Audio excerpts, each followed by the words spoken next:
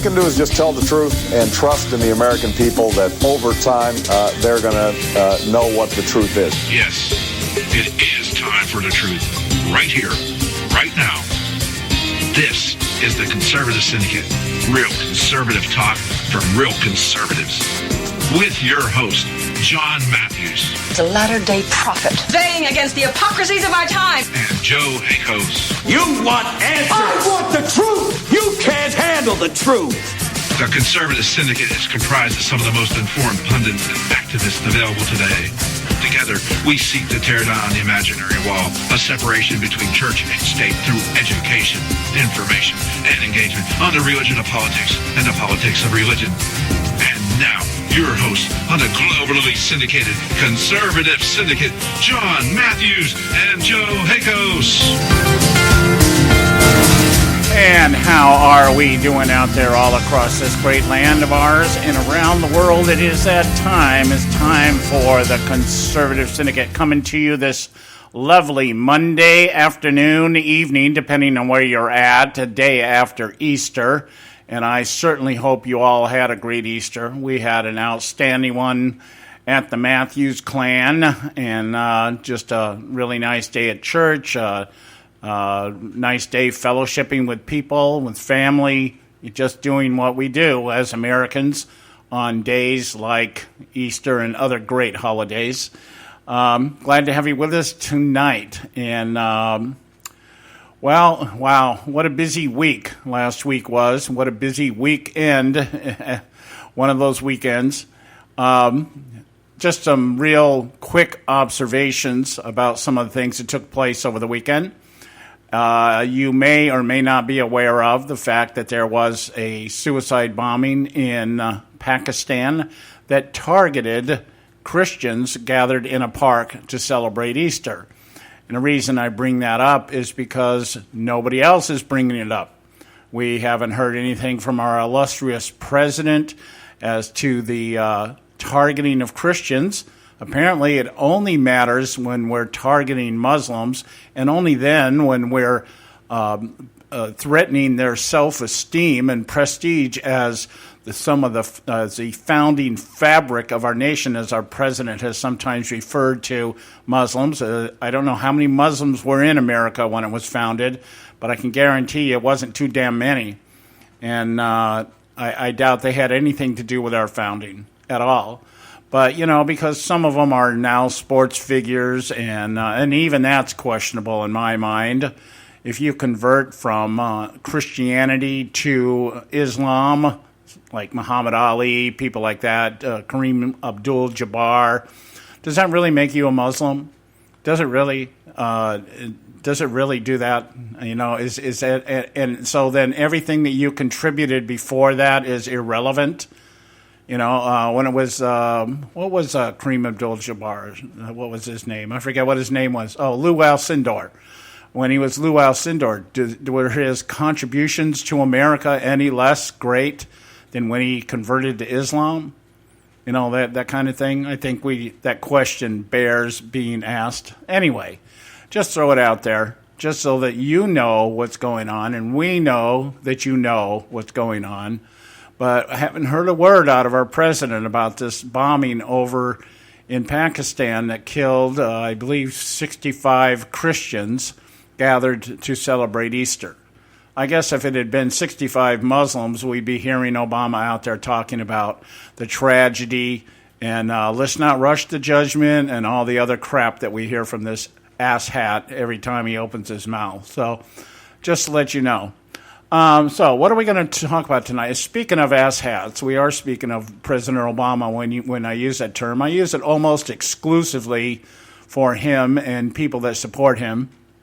And, you know, he was down south last week doing the tango in Argentina, taking in the ball game in Cuba, speaking to the Cuban people, went to a Cuban university. You know, always in friendly turf. Got to talk to the college kids because they're the dumb ones of the lot. They're the ones that are most easily influenced. And if you're offended by that, if you're a college student offended by that, you know damn well that I'm speaking the truth here. Half college students today can't even spell their name, for crying out loud. So anyway, he's down there, brandishing his progressive agenda, talking about his legacy as black president, how so much progress we've made in the United States because we have this legacy of a black president, and this next election might be won by a woman or a Democratic socialist. And isn't that just great that democracy has progressed so far? So I thought I would take some time tonight to talk about that, and we're going to do that. We're going to talk about, and in line with that, I guess I should be including the qualifier with this. He also spoke to these college kids and told them that there's really not that much difference between capitalism and communism.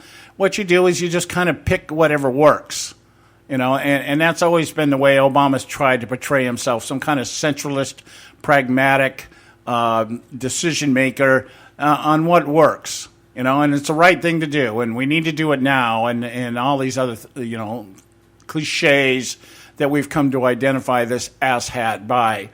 And so anyway, we're going to talk about some of the picks that he made, and in particular, Obamacare, celebrating, depending on how you want to interpret that word, celebrating its 6th anniversary. And we're going to cover some of the things that have happened because of Obamacare and some of the things that are going to happen because of Obamacare. And then I thought I'd hit up on the voter fraud thing. We haven't talked about that for a while, but apparently some people down in Arizona squawking and moaning and groaning because there was some actions taken in Phoenix in particular, Maricopa County, I believe, which affected Phoenix. And they actually, to save money, shut down a large number of polling places. And this made the disenfranchised voter it made it more difficult for the disenfranchised voter to vote, according to some of the people down there that are crying, moaning, and groaning, that they had to stand in line too long. That it was just, it's a disadvantage that people have to actually stand in line to vote. And so, I want to talk about that, but there's other aspects of voter fraud I want to talk about, because it's going to be coming up here. It's working its way into the narrative right now, and will be even more present as we get closer to the general election. So I want to talk a little bit about that. And then some of the delegate math, what they refer to as the delegate math, between the DNC and the GOP in terms of the primary candidates right now. A lot of people think Hillary Clinton and Donald Trump have it locked up.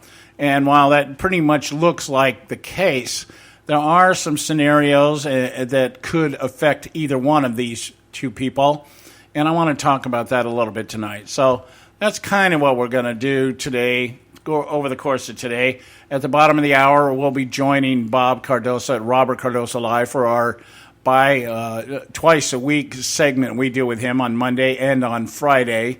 So we'll be touching base with him at the bottom of this hour and see what's hot on Bob's plate. So that's kind of what we have lined up for you all today.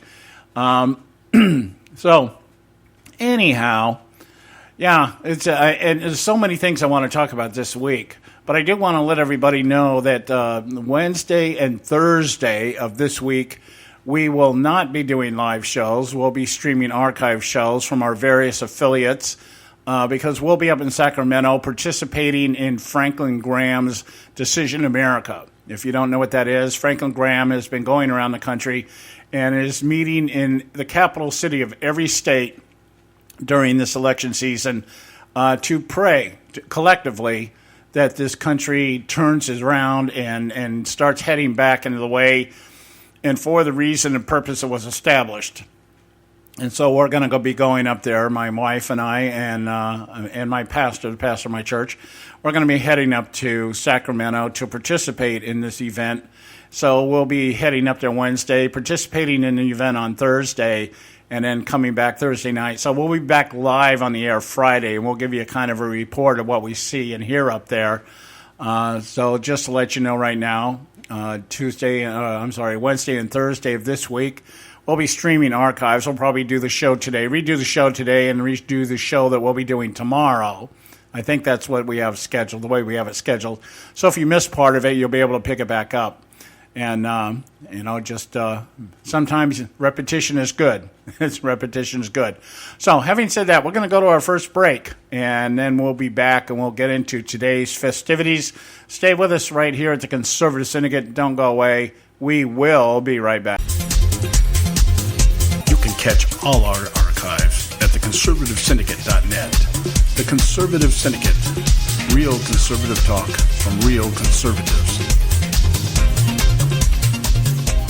Limited time offer, 24-month commitment and credit qualification require cancellation fee, auto pay, and paperless billing and other restrictions apply. If you can't see the difference, why pay the difference? Switch to Dish for the best deal in entertainment. Only Dish brings you the best in entertainment for less than $20 a month. Cut the cable and don't get directed. Switch to Dish because at just $19.99, Dish saves you every time you turn on the TV. It's so simple. The same channels cost less with Dish. So since you can't see the difference, don't pay the difference. Switch to Dish for the best deal in entertainment. Get premium movie channels free for 3 months, starting at just $19.99. Dish saves you every time you turn on the TV. Call now to save with Dish. Dial 1-800-600-1645. That's 1-800-600-1645. The same channels for less than $20 a month. Dish. Call 1-800-600-1645 for details. Attention taxpayers! If you've received a notice from the IRS or state, do not ignore it. It's also a big mistake to try and handle your tax problem on your own. If you owe back taxes, it's a fact that the government has the power to take everything you own, including your home, business, wages, savings, and your freedom. But here's the good news. There's a special toll-free tax hotline set up especially for you. This tax hotline will tell you about new programs that are geared to help you dramatically settle, reduce, or eliminate what you owe. But you have to call now. Take down this number or put it in your cell phone. But call 866-761-0959. 1-866-761-0959. When you call, you get free information on how you can reduce or eliminate back taxes, including penalties and interest. You can also be helped if you have unfiled returns, a tax lien, wage garnishment, bank levy, or if you've been entered into a payment plan but can't make the payments. Don't make the big mistake in thinking you can ignore or handle your tax problem on your own. You can stop the collection process immediately. Call this special tax hotline today for free info at 1-866-761-0959. That's 1-866-761-0959. 1-866-761-0959. You can catch all our archives at theconservativesyndicate.net. The Conservative Syndicate. Real conservative talk from real conservatives.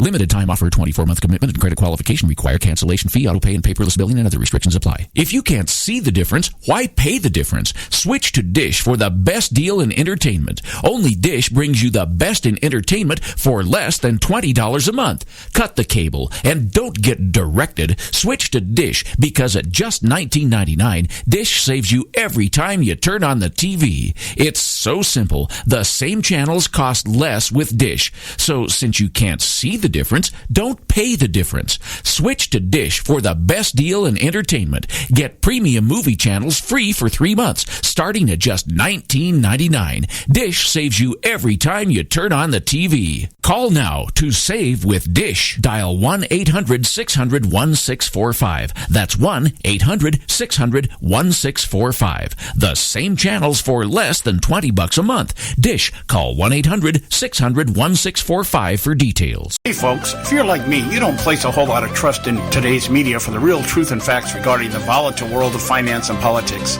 When I want the real scoop on money, I go to the most trusted source I know, my good friend and colleague, Bob Cardosa. Bob is a noted expert with a PhD in international finance who airs his nationally known, globally syndicated show, Robert Cardosa Live, daily, Monday through Friday from 4 to 6 p.m. Pacific Time. With Bob, you'll get the right information at the right time from someone who knows his business and can help you make the right decision concerning yours. Again, Bob airs daily, Monday through Friday from 4 to 6 p.m. Pacific Time. Visit his website at robertcardosalive.com for information regarding stations and topics. That's robertcardosalive.com. Check Bob out. You'll be glad you did.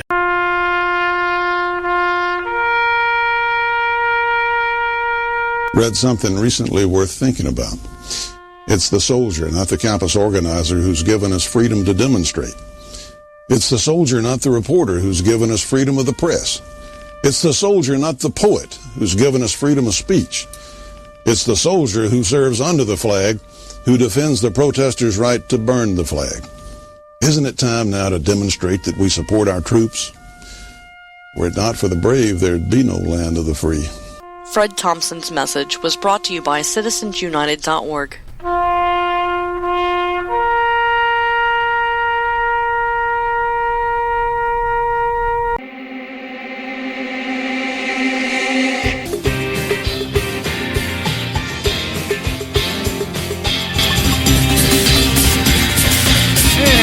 We're back, and you are listening to the Conservative Syndicate, real conservative talk from real conservatives. I'm your host, John Matthews, and once again, just a quick update on my co-host, Joe Hakos, who's out, will be out for quite a while, recovering from a very bad infection, abscess cyst in his spine. They're treating it, and he's got a few more weeks of actual treatment to go through. I don't know at what point he'll feel comfortable enough coming back, but we'll let him take all the time that he needs to recover fully and completely. So our prayers out to Joe and his family, Cindy and the kids and the grandkid. We love you and we're praying for you. We'll talk to you when we talk to you, or we'll have you back on the show. I do talk to Joe once in a while. So anyway, okay, now let's get back into, or let's get started with what I wanted to talk about. Barack Obama was down, as I said, down in Cuba, just bragging about his legacy, just doing what Barack Obama does best, and that's talking about how great he is and everything that he's done and how he has just been the greatest thing for America since sliced bread. And he was down there talking about our election cycle, about how messy it is right now. But that doesn't really make that's what democracy is. Democracy is messy. It's messy because people get to voice their opinions and stuff like that. Completely disregarding the difference between democracy and a republic, but espousing the idea that democracy is basically kind of like legislated anarchy. It's messy because everybody's out there telling you what how things should be and everything. And, he was down there talking about what a great guy he is and how much he's done so much for the country, and that the Cubans down there should take from his example and understand that, yes, democracy is kind of messy, but it's worth it. It's worth it. And I thought about it, and I thought, and then he turned around and gave another speech at a university down there and basically made the claim that communism and capitalism have a lot of similarities. There's really not that much difference. And rather than embracing the idea that capitalism is, a bunch of greed-infested people who just want to make money off the backs of everybody else, and socialism or Marxism is all about, central planning and collectivism and wealth redistribution, he basically tried to paint himself as somebody in the middle. And basically said, well, what I do and what you should do is you shouldn't get all tied up in all these intellectual arguments, I think he referred them to. You just pick what works. You just pick what works. And so, sometimes you're picking something dealing a little bit more with capitalism. Sometimes you're picking a little bit more doing with collectivism.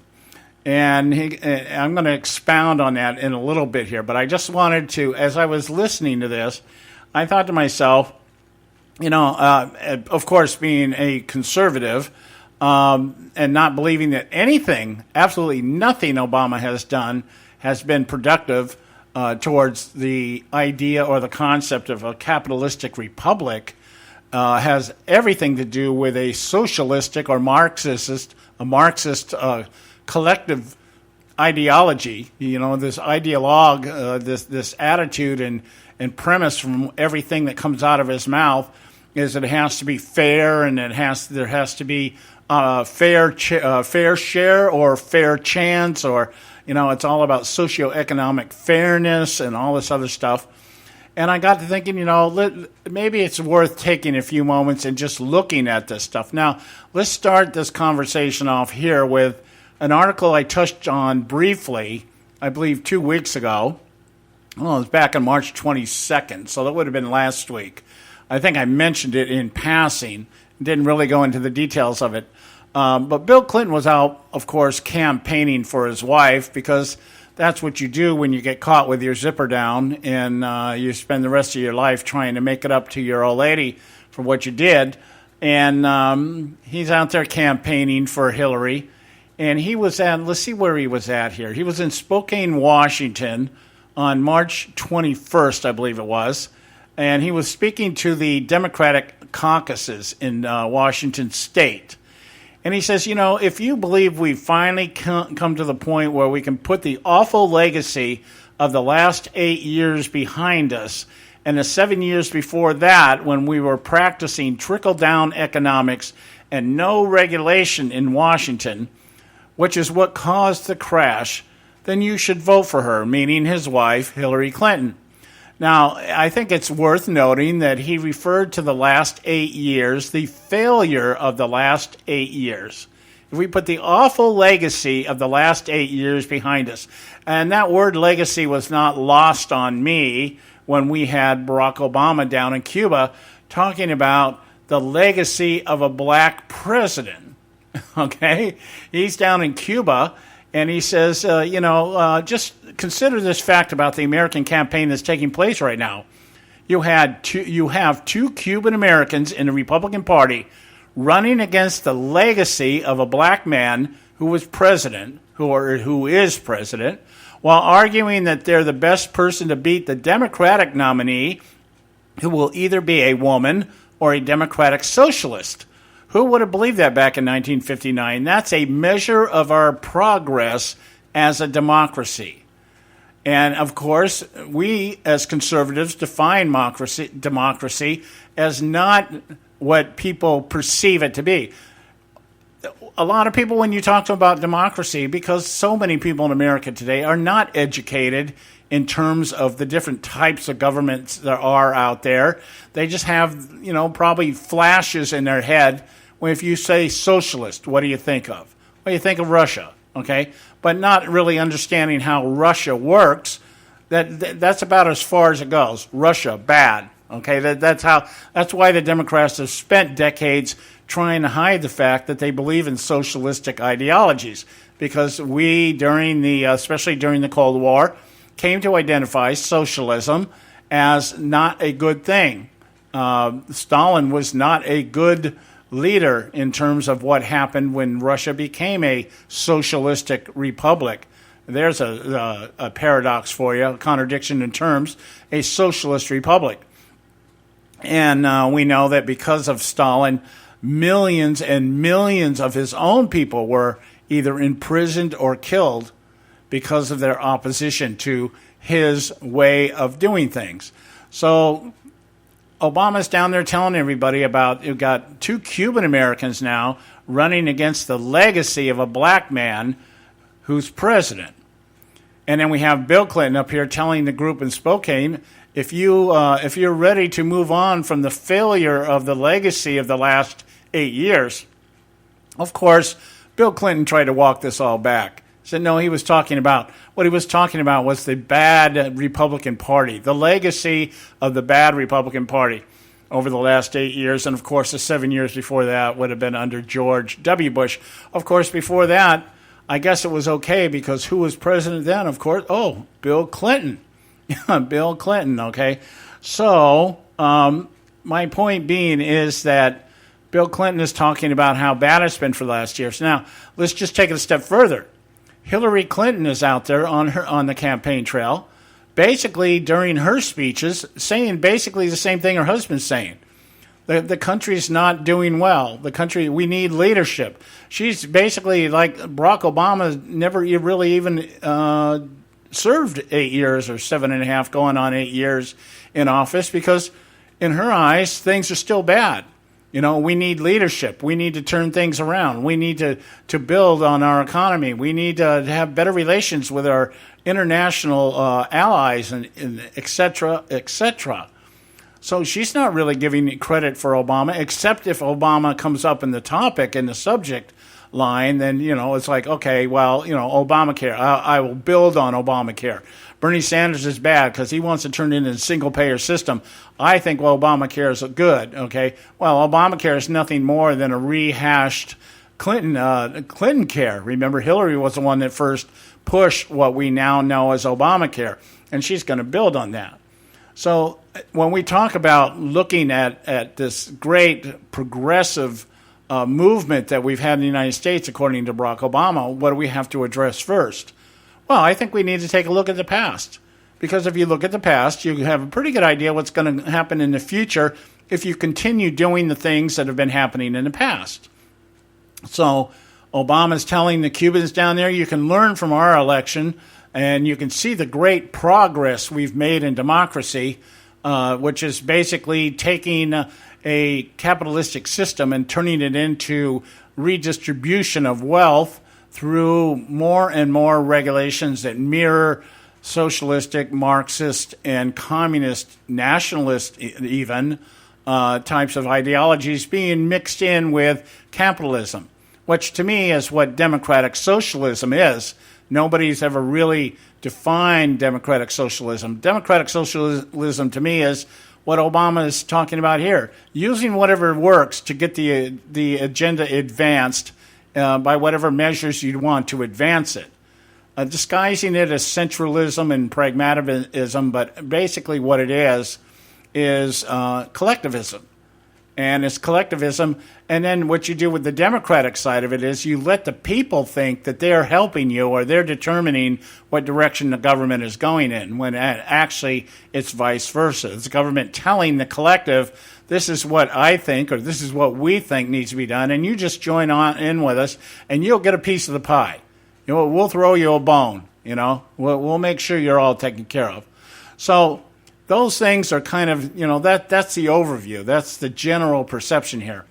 My thing was I started looking at it, and we started talking about this progressive ideal that, the progressiveness of democracy. Democracy is being advanced, according to Barack Obama, of course, by socialistic Marxist terms. What that means is we're moving more towards the collective ideology and structure of the socio-European nations out there that have bought into the lie and are now paying the price for that in one form or another. Well, let's look at what's happening here in terms of keeping the law. That would be a big thing. I think that would be a big important thing to Cubans because they live in a society that the law is the law, and the law is the measure of rule. We were hearing down there, Obama's down, driving through the streets, I guess, and parading and, waving like the Pope to the crowd or whatever.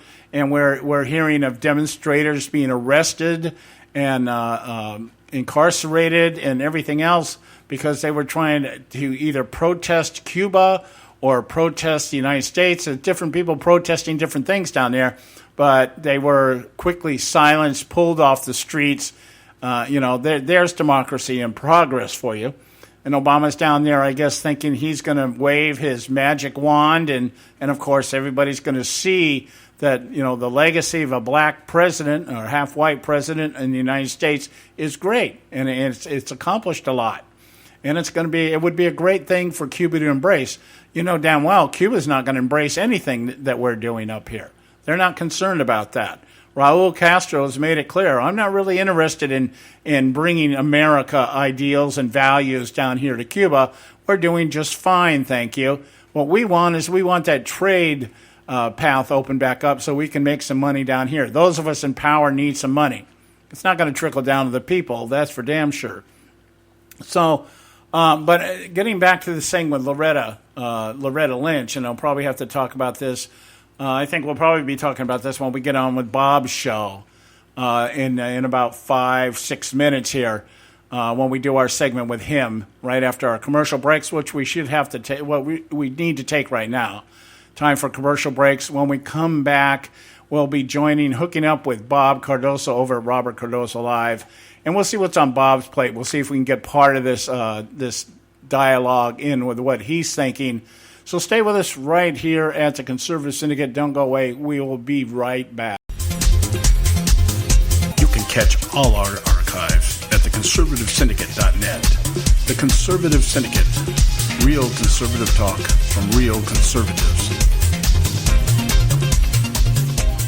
Limited time offer, 24-month commitment and credit qualification require. Cancellation fee, auto pay, and paperless billing and other restrictions apply. If you can't see the difference, why pay the difference? Switch to Dish for the best deal in entertainment. Only Dish brings you the best in entertainment for less than $20 a month. Cut the cable and don't get directed. Switch to Dish because at just $19.99, Dish saves you every time you turn on the TV. It's so simple. The same channels cost less with Dish. So since you can't see the difference, don't pay the difference. Switch to Dish for the best deal in entertainment. Get premium movie channels free for 3 months, starting at just $19.99. Dish saves you every time you turn on the TV. Call now to save with Dish. Dial 1-800-600-1645. That's 1-800-600-1645. The same channels for less than $20 a month. Dish. Call 1-800-600-1645 for details. Attention taxpayers! If you've received a notice from the IRS or state, do not ignore it. It's also a big mistake to try and handle your tax problem on your own. If you owe back taxes, it's a fact that the government has the power to take everything you own, including your home, business, wages, savings, and your freedom. But here's the good news. There's a special toll-free tax hotline set up especially for you. This tax hotline will tell you about new programs that are geared to help you dramatically settle, reduce, or eliminate what you owe. But you have to call now. Take down this number or put it in your cell phone. But call 866-761-0959. 1-866-761-0959. When you call, you get free information on how you can reduce or eliminate back taxes, including penalties and interest. You can also be helped if you have unfiled returns, a tax lien, wage garnishment, bank levy, or if you've been entered into a payment plan but can't make the payments. Don't make the big mistake in thinking you can ignore or handle your tax problem on your own. You can stop the collection process immediately. Call this special tax hotline today for free info at 1-866-761-0959. That's 1-866-761-0959. 1-866-761-0959.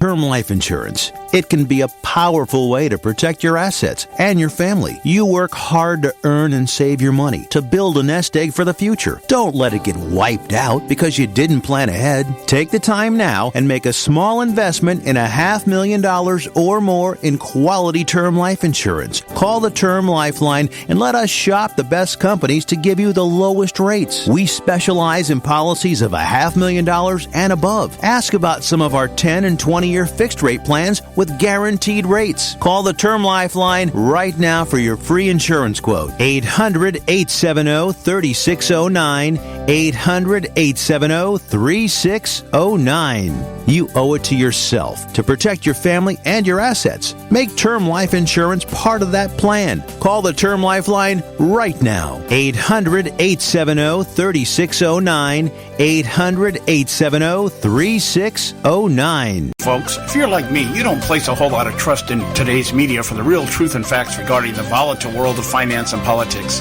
When I want the real scoop on money, I go to the most trusted source I know, my good friend and colleague, Bob Cardoso.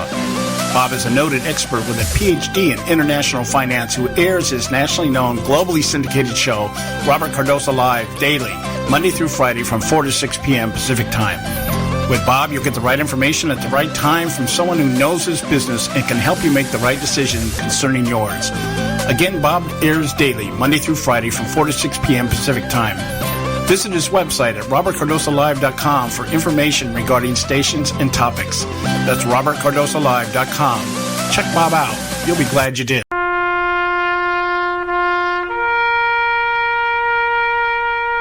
Read something recently worth thinking about. It's the soldier, not the campus organizer, who's given us freedom to demonstrate. It's the soldier, not the reporter, who's given us freedom of the press. It's the soldier, not the poet, who's given us freedom of speech. It's the soldier who serves under the flag, who defends the protesters' right to burn the flag. Isn't it time now to demonstrate that we support our troops? Were it not for the brave, there'd be no land of the free. Fred Thompson's message was brought to you by citizensunited.org.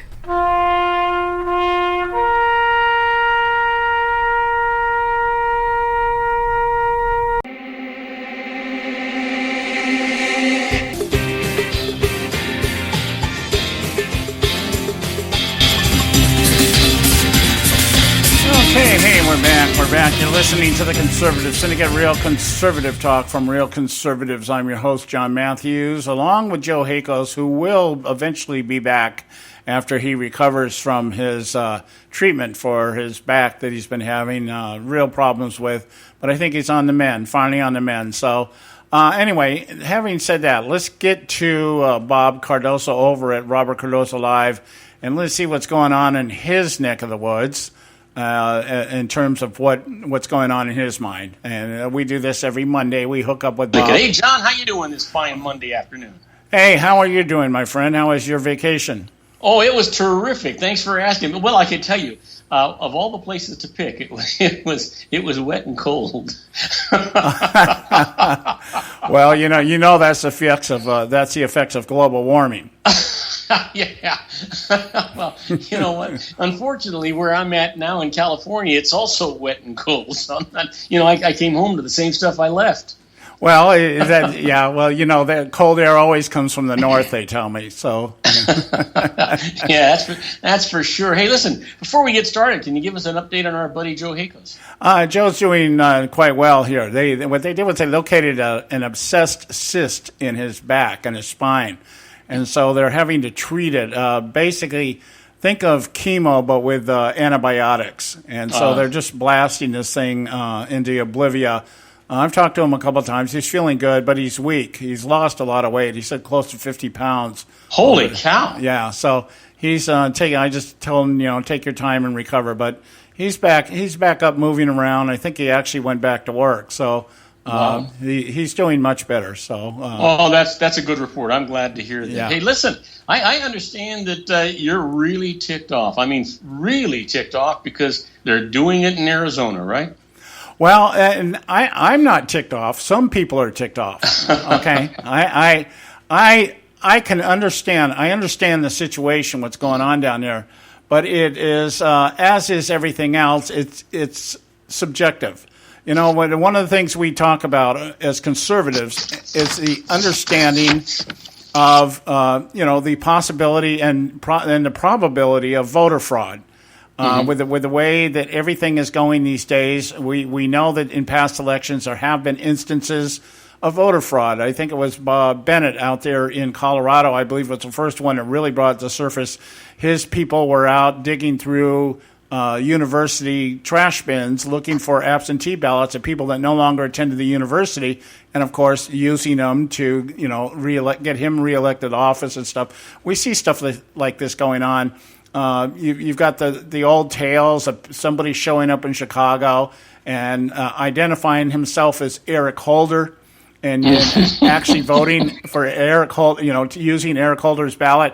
Nothing was said about that. But my point being is the left is always talking about how this is some kind of another concocted scandal by the vast right-wing conspiracy. And in response to that, and we're using it to justify voter ID laws, which of course disenfranchises anybody that can't sign their name in terms of somebody not being able to vote. So, we're always concocting scandals on our side. And yet in Arizona, what happened was, and I think this actually happened up in New Hampshire also, but nobody made a big deal about it. But what happened was in Maricopa County down in Arizona, the city or the county decided to cut the number of polling places this year to save money. So they cut it from 200 polling places to 60. And so what happened was it led to long lines in the districts or in the cities, including Phoenix, which is a major center and proportionally, I guess, minority residents. And so the claim by the mayor of the mayor of Phoenix, what was his name? Greg Stanton. He's now asking Loretta Lynch to investigate possible tampering by Maricopa County officials to disenfranchise and keep minorities from voting. And so, when I read this, when I first read it, I said, I think that's a valid claim in terms of saying, okay, well, you've cut the polling places down and that created long lines and people were having, problems, having to stand in line for 2 hours to be able to cast their ballot.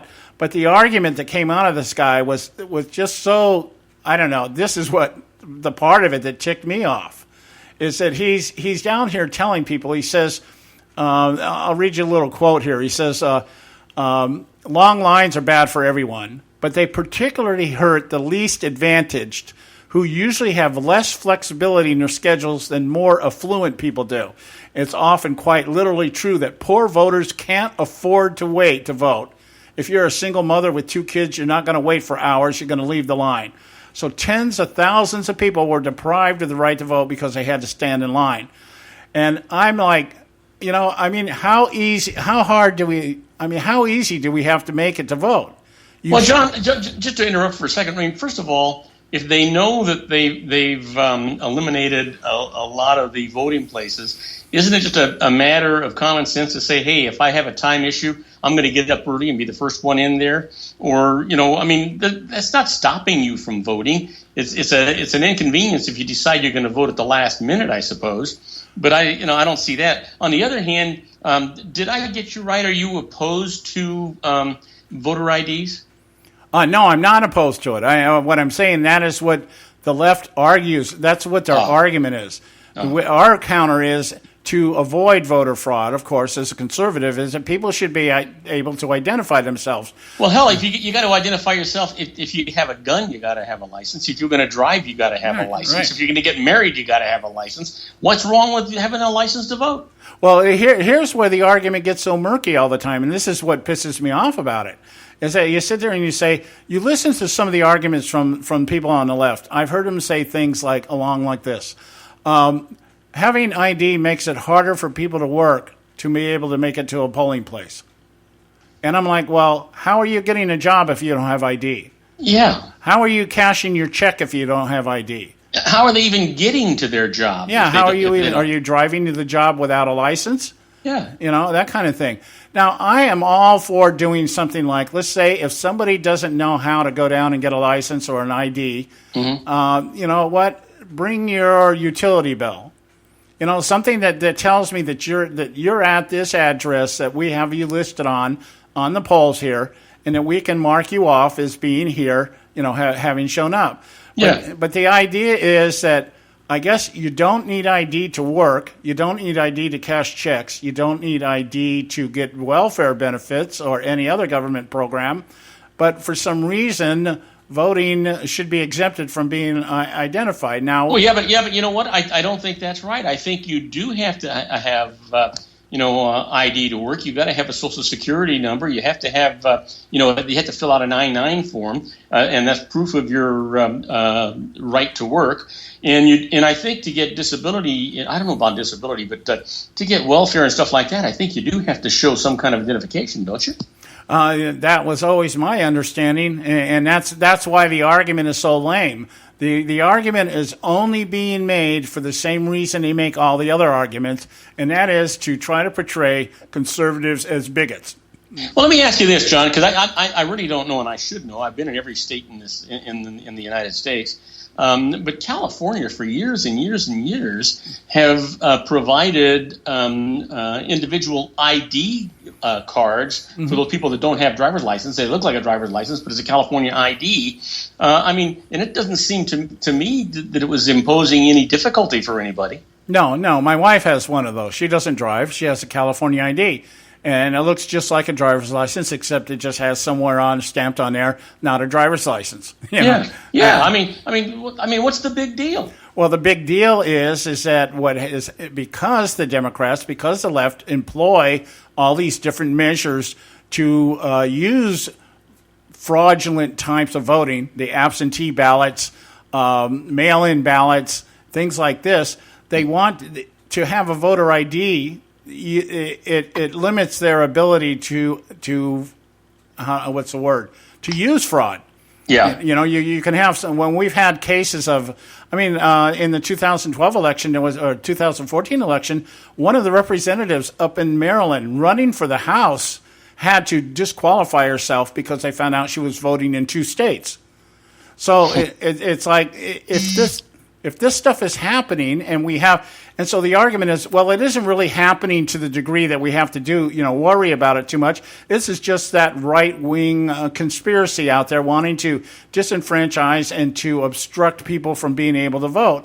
and particularly people of color. That's the argument. That's what. Yeah, but you know what? That seems so ridiculous to me, especially think in terms of just the driving part of it. At least here in California, that's what I can speak to with some knowledge. You know what? If you're driving, 1, you have to have a license. 2, you have to have proof of insurance with your name on it. 3, you have to have a registration for the vehicle you're driving that's got your name and address and everything on it. It seems to me that hasn't hampered anybody from driving in California. Why on earth would that little bitty ID be a big deal? You only got to do it once and then renew it by mail. Well, I can tell you from personal experience, what happens is you ever get in an accident with somebody that doesn't have ID when they're driving, you never see that person again. Yeah, that's for sure. that's for sure. Anyway. Hey, John, we got to take a break, and we'll be right back with John Matthews and the Conservative. All right, we'll be right back, folks. It's time for our break here. Stay with us. You can catch all our archives at theconservativesyndicate.net. The Conservative Syndicate. Real conservative talk from real conservatives. Term life insurance. It can be a powerful way to protect your assets and your family. You work hard to earn and save your money to build a nest egg for the future. Don't let it get wiped out because you didn't plan ahead. Take the time now and make a small investment in $500,000 or more in quality term life insurance. Call the Term Lifeline and let us shop the best companies to give you the lowest rates. We specialize in policies of $500,000 and above. Ask about some of our 10 and 20-year fixed rate plans with guaranteed rates. Call the Term Lifeline right now for your free insurance quote. 800-870-3609. 800-870-3609. You owe it to yourself to protect your family and your assets. Make term life insurance part of that plan. Call the Term Lifeline right now. 800-870-3609. 800-870-3609. Hey folks, if you're like me, you don't place a whole lot of trust in today's media for the real truth and facts regarding the volatile world of finance and politics. When I want the real scoop on money, I go to the most trusted source I know, my good friend and colleague, Bob Cardoso. Bob is a noted expert with a PhD in international finance who airs his nationally known, globally syndicated show, Robert Cardoso Live, daily, Monday through Friday from 4 to 6 p.m. Pacific Time. With Bob, you'll get the right information at the right time from someone who knows his business and can help you make the right decision concerning yours. Again, Bob airs daily, Monday through Friday from 4 to 6 p.m. Pacific Time. Visit his website at robertcardosolive.com for information regarding stations and topics.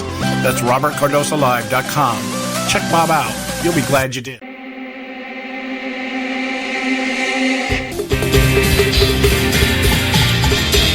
Okay, hey, we're back. You're listening to the Conservative Syndicate, real conservative talk from real conservatives. I'm your host, John Matthews. I want to remind you to check out our website, theconservativesyndicate.net. You can pick up this show, any of our shows, find out about our panel. Everything that we do is on our website, theconservativesyndicate.net.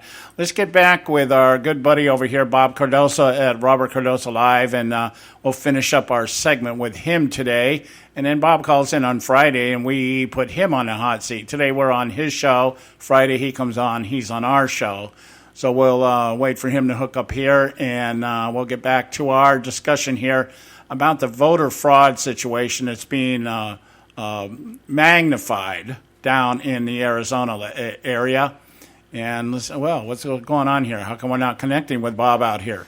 Something going on here? Okay, let's try it one more time. Let's get him on Skype, and there we go. We'll try it one more time. Get him on here, and we'll finish up our segment here with Bob Cardoso of Robert Cardoso Live. By the way, the reason we do this is because Bob and I we're both live right now.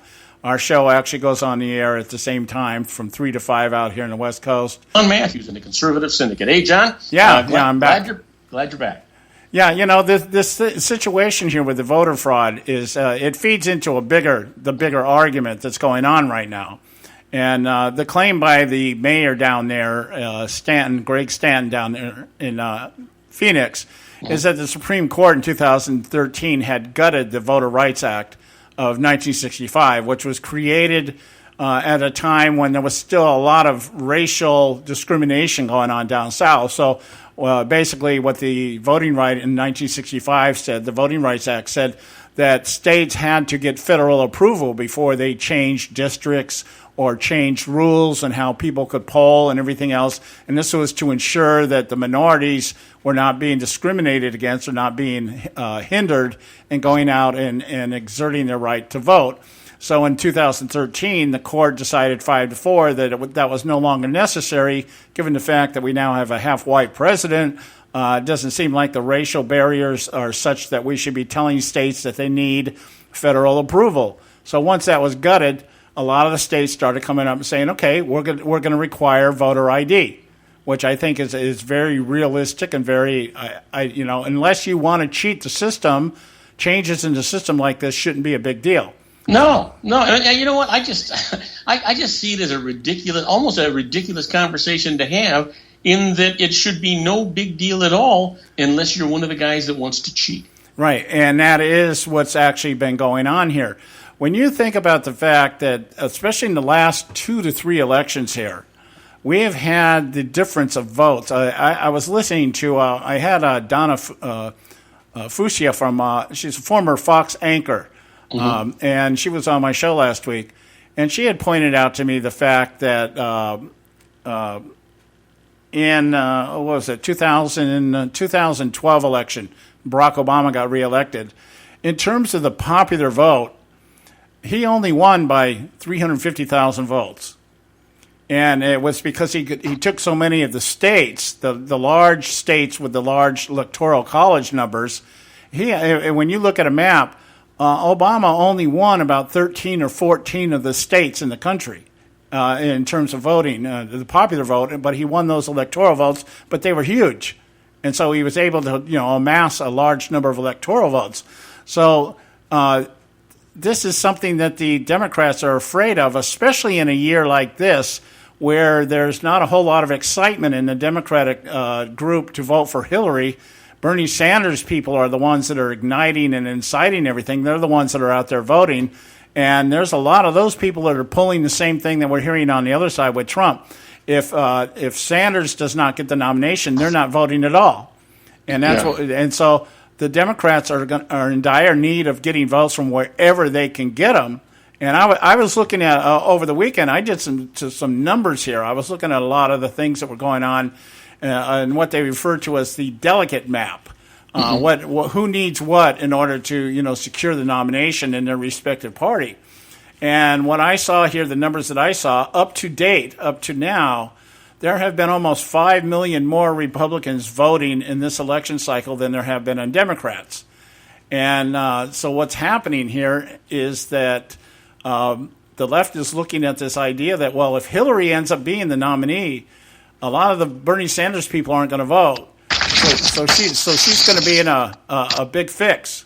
She's going to be a big fix. So they've got to find some way of gerrymandering everything so that they can get the votes that they need to be able to try to pull off, the votes. And so when we're looking at things like Donald Trump, Donald Trump could really turn something around. I'm not a big supporter of the guy, but he could change the electoral college out here in California.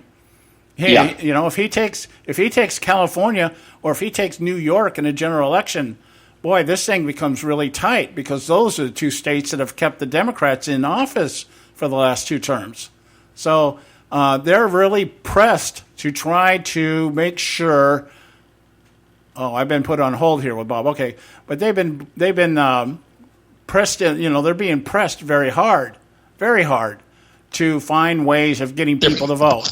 So that's where we're at here.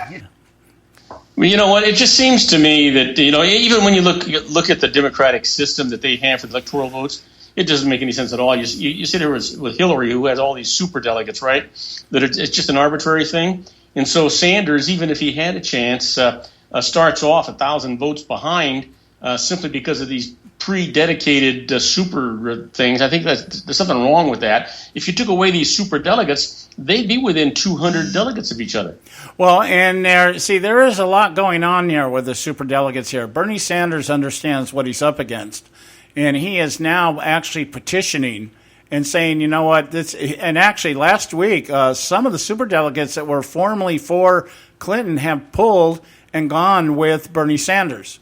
They are with Sanders now because the talk is that their constituents, the people that these superdelegates represent, have come to him and said, we don't want you voting for Hillary. We want you to vote for Sanders. So Sanders is starting to pick up some of these superdelegates. But the superdelegates were created for the same reason that the RNC is trying to change rules. And that is to make sure that in the words of Debbie Wasserman Schultz, they wanted to ensure that no grassroots delegate or nominee would ever make it to the top of the heap here. And it was to protect and ensure or assure that the establishment on the Democrat side that they'd never have to deal with somebody like Bernie Sanders.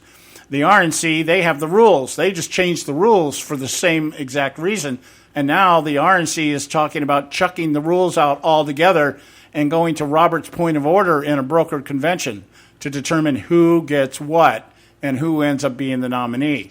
So that's where we're at there. So it's all about the establishment right now, and it's the arguments that you're getting from either side, especially the same with the voter fraud here. And to me, it's very simple. If you can't identify who you are, why are you even here? Yeah. Oh, yeah. Absolutely. Absolutely.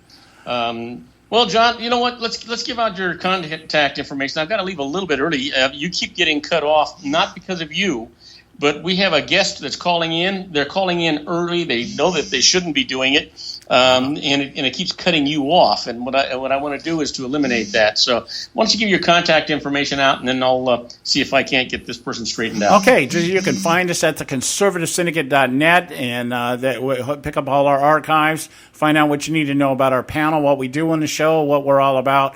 Bob is one of our panel members. He's with us on Friday at the same time. So just go to our website, theconservativesyndicate.net. You'll find out everything you need to know about us. Hey, John, I appreciate it. I look forward to talking to you on Friday. Sorry for the technical problems we're having here with this guest. I guess they can't read. Anyway. No problem. Been there, Ben. I've been there. Anyway, you have a great week, John. We'll talk to you on Monday. Okay. All right. All bye-bye. right. And the rest of you folks, do not go. Okay, guys, it's time for the Edwards Notebook here. We are coming up at the top of the hour anyway. And, that was interesting. I hope you got something out of that. And we'll talk a little bit more in the next hour about this delegate map. I spent a good deal of time over the weekend looking at this thing because everybody's kind of just convinced at this point in time that it's all about, Trump is the guy and Hillary's the gal. And this is what we're going to come down to. And now it's a matter of who's going to beat who. Is Trump going to be able to beat Hillary? Or is Hillary going to be able to capitalize on Trump's dislike amongst minorities and women? And so we'll talk about that a little bit because it's still not quite over. It ain't over yet. And, of course, you've got this indictment thing hanging in the air, too, which could change everything in a heartbeat. So we'll talk about that in the second hour. Plus, I got some other things here I want to get off my chest. This is kind of Monday. You get the whole weekend to kind of build up as you're doing all your research and everything. And you get, I got to clear my chest out, man. I got to vent a little bit. And that's just human nature. So stay with us right here at the Conservative Syndicate. Right now it's time for the Edwards Notebook. We'll be right back. I was a little boy growing up in Cleveland. My dad often talked about loyalty to family and loyalty to country. Hello, I'm Ron Edwards on today's page from the Edwards Notebook. If there are inner squabbles within a family or nation, the last thing a family leader like a dad or president of a nation should ever do is publicly proclaim that they welcome criticism from one of their biggest enemies. But that is exactly what President Obama did during his visit to Cuba. To quote Mr. Obama, quote, I actually welcome President Castro commenting on areas he feels we are falling short, unquote. I find this totally not right, considering that Cuban leaders are brutes who lock up citizens for going to church and have totally decimated the Cuban economy. Obama doesn't need any help in ruining the U.S. economy, by the way. Besides, Cuban leaders annually school Congressional Black Caucus members on how to dismantle American life through disruption and deception. Mr. Obama's faulty judgment is a sad reflection of the bad judgment that American voters made in the last presidential election. Prayerfully, the next choice made for U.S. president will actually benefit our republic, who, for starters, would be loyal to America. I'm Ron Edwards.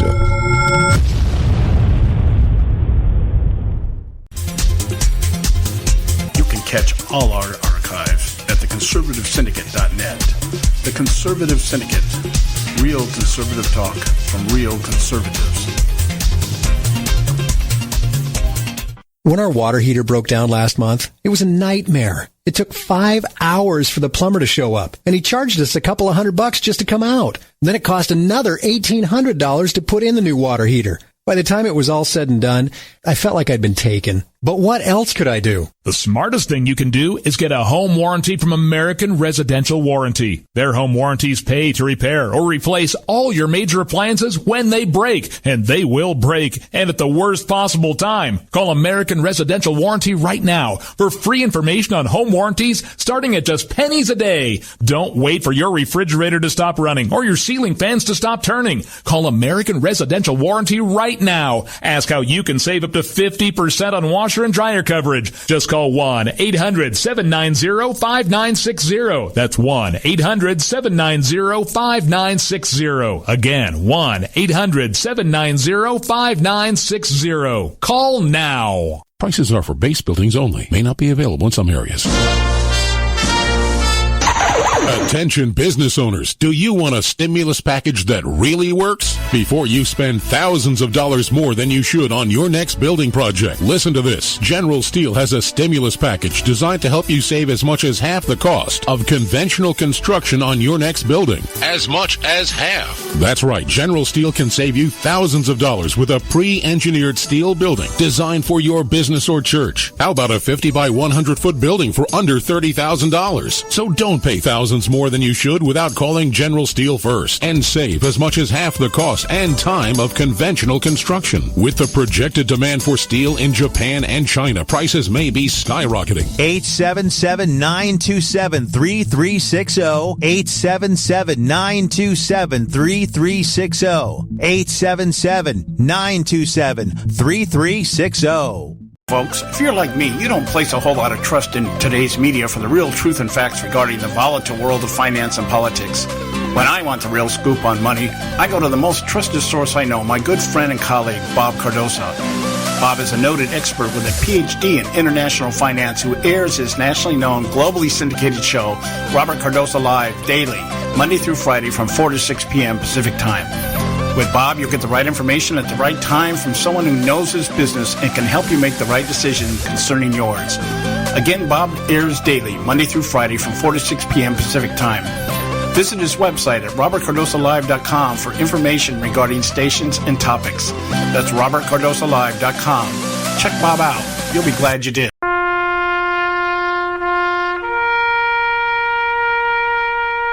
Read something recently worth thinking about. It's the soldier, not the campus organizer, who's given us freedom to demonstrate. It's the soldier, not the reporter, who's given us freedom of the press. It's the soldier, not the poet, who's given us freedom of speech. It's the soldier who serves under the flag, who defends the protesters' right to burn the flag. Isn't it time now to demonstrate that we support our troops? Were it not for the brave, there'd be no land of the free. Fred Thompson's message was brought to you by citizensunited.org.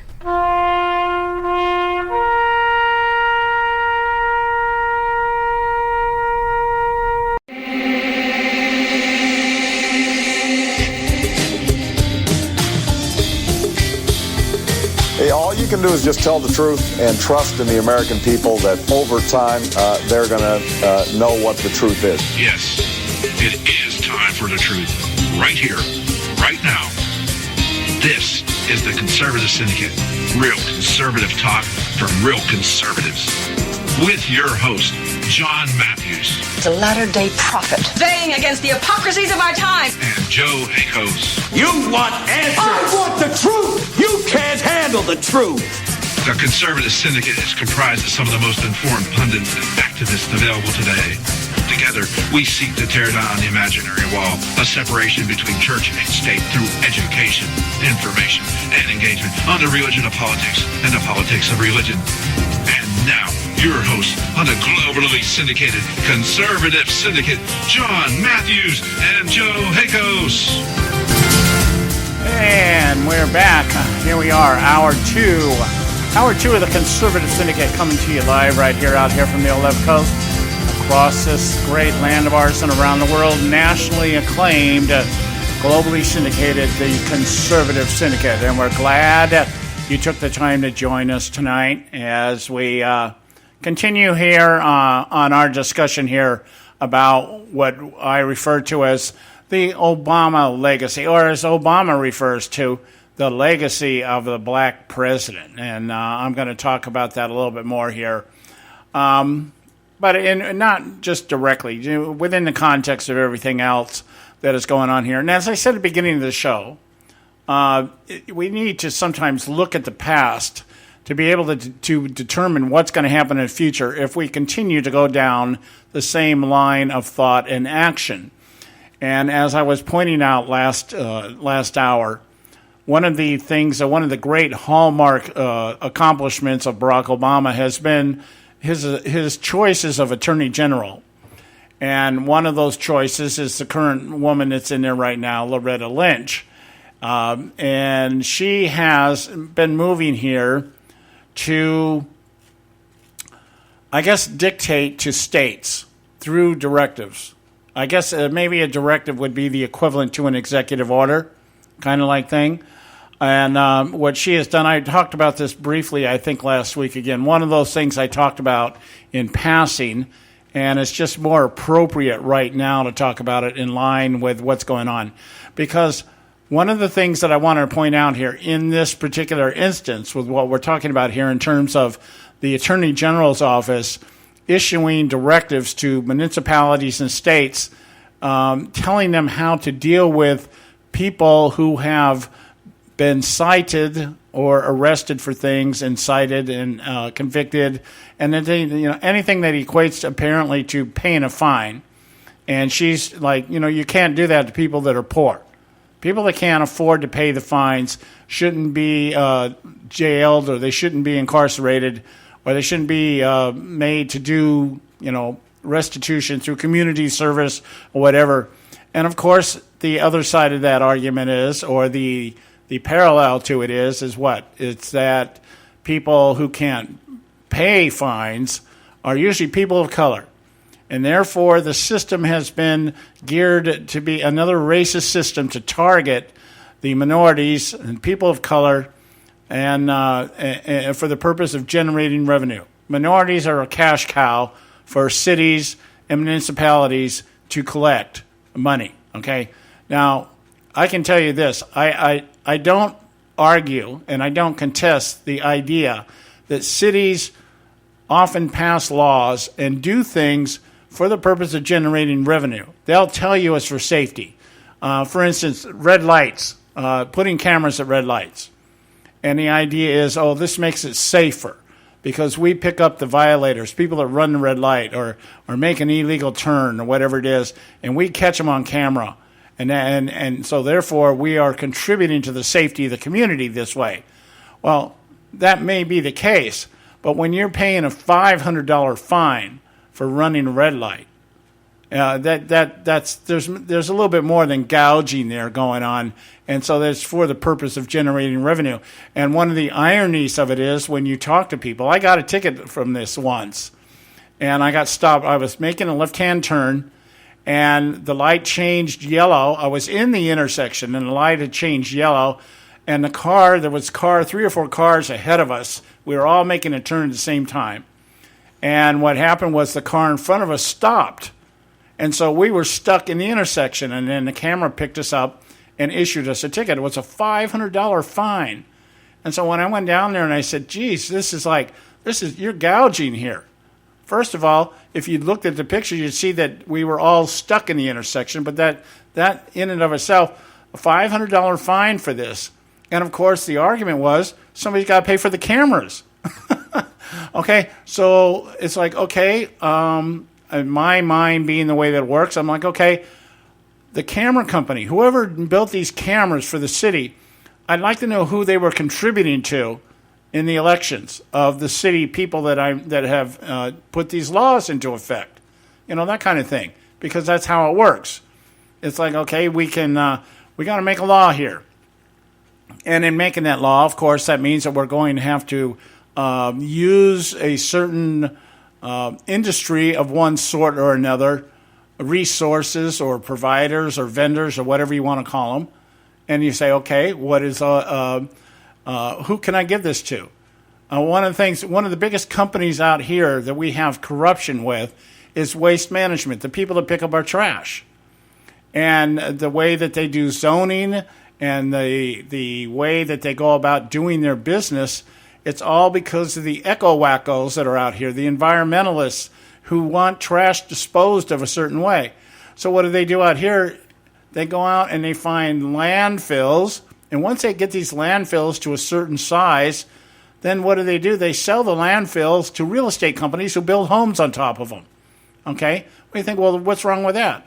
There's nothing wrong with it except that in a lot of the cities out here, the real estate people control the city councils, and they sit on the school board. So the real estate people are controlling everything out here through their deals that they're making. Evidence of that, Nancy Pelosi's husband, or it's Dianne Feinstein. Dianne Feinstein's husband out here, one of the biggest commercial real estate outfits in the entire state. And it's all because of these rules and regulations that one hand feeds the other. So I'm kind of digressing here. But since we're in our short segment here, I'm going to go to break. When I come back, I want to point out to you what this deal with Loretta Lynch has to do with Obama's legacy, the advancement of, quote-unquote, democracy in the United States of America. So stay with us. We'll be right back. You can catch all our archives at theconservativesyndicate.net.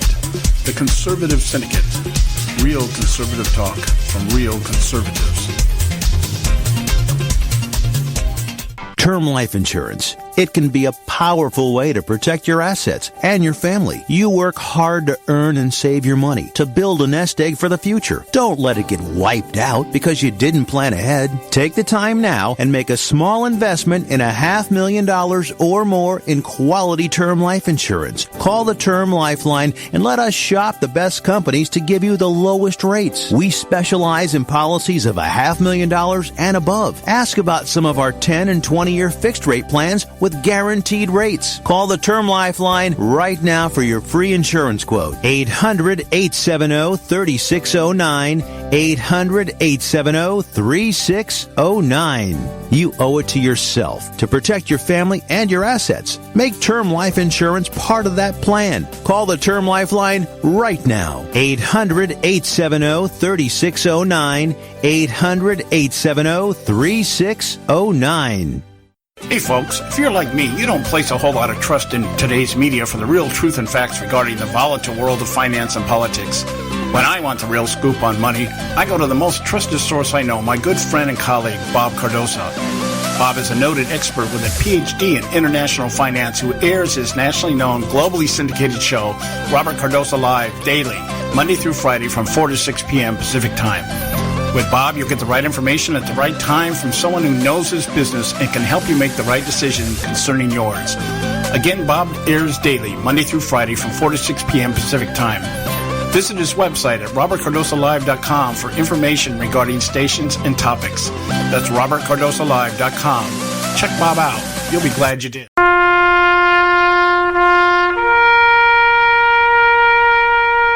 Read something recently worth thinking about. It's the soldier, not the campus organizer, who's given us freedom to demonstrate. It's the soldier, not the reporter, who's given us freedom of the press. It's the soldier, not the poet, who's given us freedom of speech. It's the soldier who serves under the flag, who defends the protesters' right to burn the flag. Isn't it time now to demonstrate that we support our troops? Were it not for the brave, there'd be no land of the free. Fred Thompson's message was brought to you by citizensunited.org.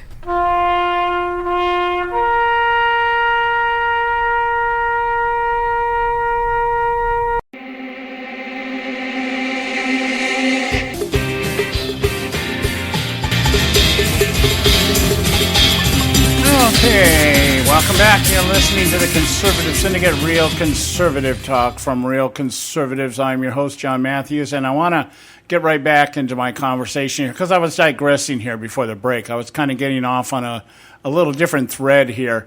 My point being is that the redundancy of a lot of what goes on today, even at local levels in government, is all generated by the search for revenue. And whether it's a city councilman or a woman trying to get reelected and rubbing the palms, greasing the palms of a vendor in their district or their city or their county or whatever, or vice versa. That's the way it's working here. And you know, I guess that's the nature of the beast. I don't know that we could ever really fix that, or perhaps I don't know if we ever really should.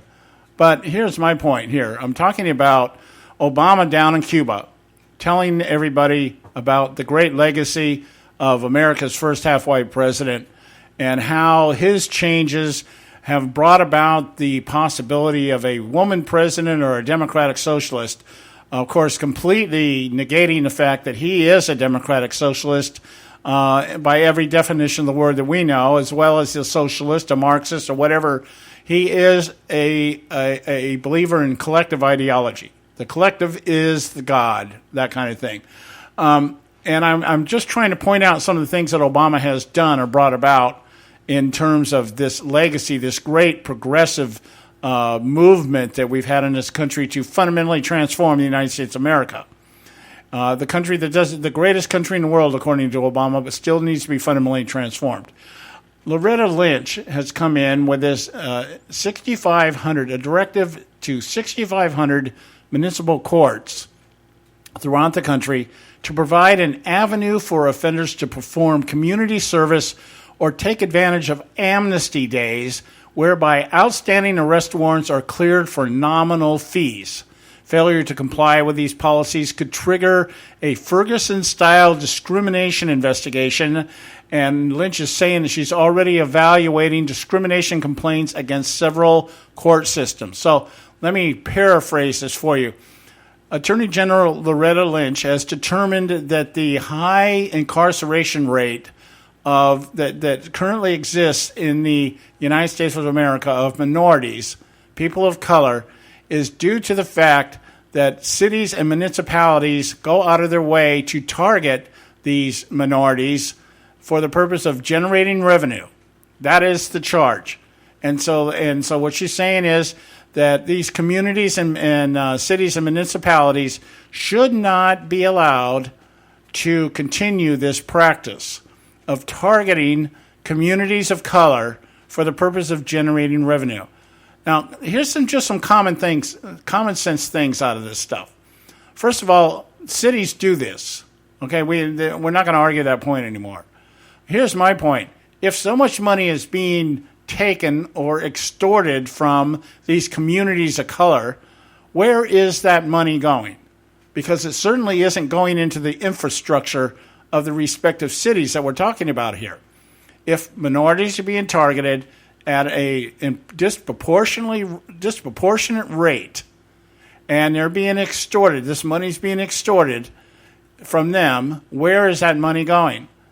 And how many of these cities and municipalities are run by Republican mayors and Republican governors, or Democratic mayors and Democratic governors? Because is it not true, without sounding stereotypical here, that the large municipalities that are proportionally large in terms of minorities or people of color, are they not being run by the same type of politicians?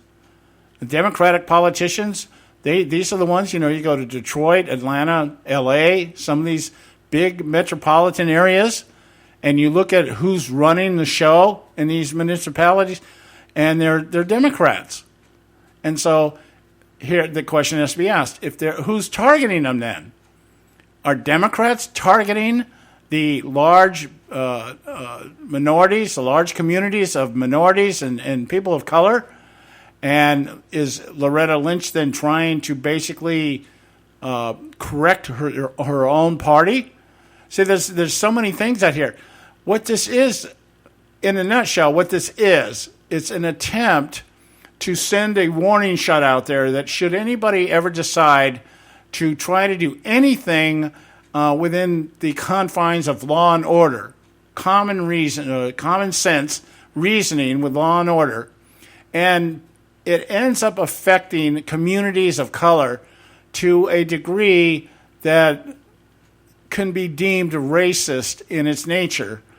It's the federal government's job then to intervene, to step in, and how are they going to punish these cities and municipalities and states? They're going to withhold money to the states. So here's the carrot. They're dangling the carrot out there. She's telling the states, you guys get your municipalities and cities in order, or we're going to cut funding to you. The biggest argument that we have about the federal government intervening and taking over what should be left at the state level is the fact that federal money is being put out there as not only a temptation, but also a deterrent. And so that's what we're seeing out here. That's what she's basically saying. We're going to pull your money if you continue to go about your business of issuing arrest warrants for people that have, for one reason or another, owe money to the city for some crime or another, whether it be misdemeanor, felony, or whatever. That's not a big deal here. But so, and then the underlying argument or the underlying narrative is this. The underlying narrative is that these laws have been configured for the purpose of discriminating and targeting communities of color and minorities. That's what it is here. Now, the very same government that's saying you got to stop this is also telling us that people in the black community or blacks tend to break felony and misdemeanor laws at a disproportionate rate. So this is the argument here. We're saying, okay, if our penal institutions are disproportionately filled with people of color, and if that is because they are black or brown or whatever color they want to use for whatever narrative it fits at the time, and yet statistics point to the fact that these same groups, these same demographics, disproportionately break the law, then what you're basically saying is, I don't want, as Attorney General, I don't think it's fair for the cities and municipalities to arrest people of color if it results in a disproportionate number of arrests. So what do we're bringing affirmative action now into the criminal justice system. Do we set quotas and say you can only arrest so many blacks in a single month for a crime or crimes? So many Mexicans or Hispanics, Latinos, whatever you're using to describe yourself?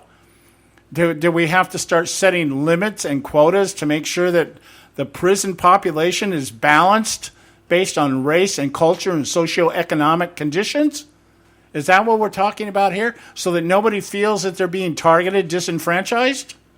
That kind of thing? That seems to me what we're talking about.